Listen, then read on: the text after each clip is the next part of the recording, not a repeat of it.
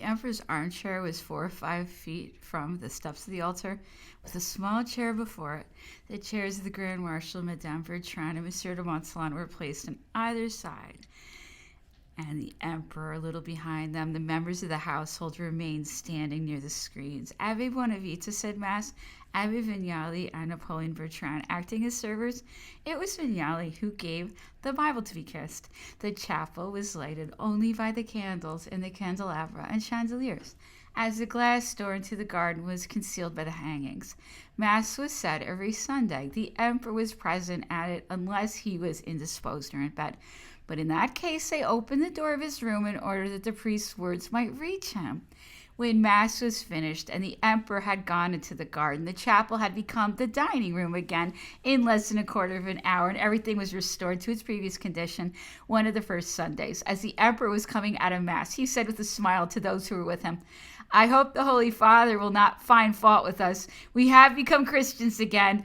If he could see our chapel, he would grant us indulgences. And he went on, if any of you has a conscience overburdened with sins, Bonavita is there to take them and give you absolution.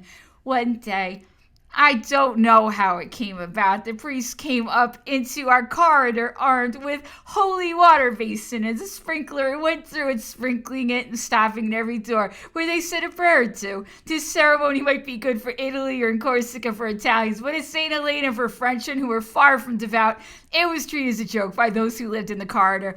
A few weeks after the chapel was arranged, the emperor permitted Abbe Vignali to say Mass every Sunday at the Grand Marshal's house, first in order that Madame Bertrand might not be obliged to come to Longwood, especially when the weather was bad, and then that people whom she knew who lived at the camp might be present at it. Many good Catholics were grateful to the emperor for this attention. The emperor's religion. Was the emperor religious in the sense which devotees give the word? I never saw any proof of it, but he was religious in the meaning which philosophers give to it. Although the emperor went to Mass, was present at religious ceremonies, and had heard some sermons during his life, that was no reason why he should attach importance to religious observances or set much store by them. His mind rose higher, and consequently his belief was different from the common run of men who go to church.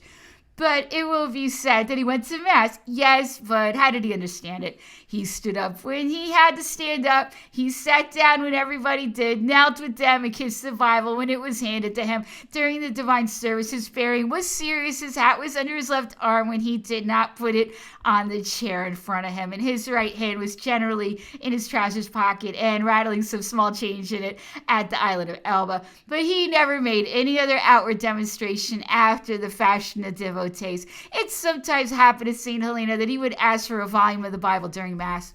At St. Helena once, it was Holy Thursday that the chapel was set up, as was usual on Sundays and feast days, in the dining room, which was separated from the bedroom by a simple partition with the door opening through it. The emperor was ill and in bed that day. He had ordered the door to be left open during Mass, and when it was over, one of the priests had remained on his knees before the altar, as is customary to do on Holy Thursday before the tomb.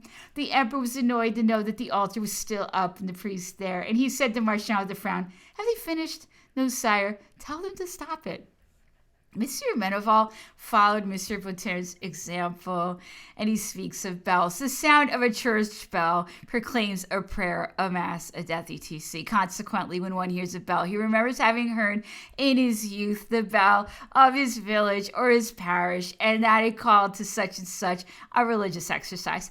At Brienne, the scholars were called to their studies, to the services, or to the refectory by a bell, and the emperor must naturally have remembered it. One notices the ringing of a village bell, but not the carillon of the church bells of a large city. But our religious idea is always awakened by the sound of a bell. The effect which it makes generally depends on the state of mind in which one is. One notices if one is thoughtful or alone, but when the mind is occupied, the ear is deaf to it. At Elba, the church was close to the palace or the emperor's dwelling. There were large and small bells in it. They were rung very early. They so deafened the new neighbors that the order was given that they should be rung with greater moderation. No one ever knew or knows whether the emperor, during the last days of his life, had recourse to the consolations and help of religion. No one ever saw anything what can be called seeing.